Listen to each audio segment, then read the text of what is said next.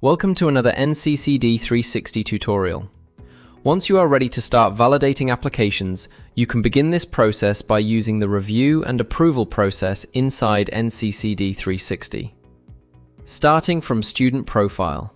You can validate a student's application by either going straight into each of the 4 evidence areas or using the timeline inside Review.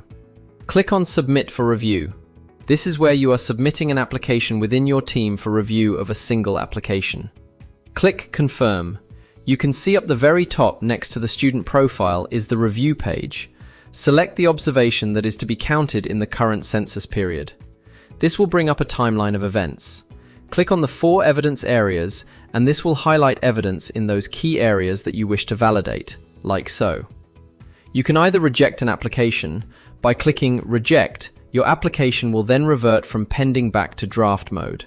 You can then go back and strengthen or amend your application. In this case, I'm going to click Proceed and then Approve.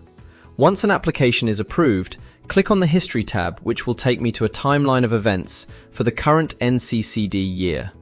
I can also access historical NCCD years, and they will appear on the left-hand side. If desired, I can export all NCCD 2026 data as a PDF report. Click on Export. I can export all evidence as well as attachments or associated IEPs. There are optional settings. I can choose to omit any well-being/counselor adjustments. I can remove the adjustment level if preferred.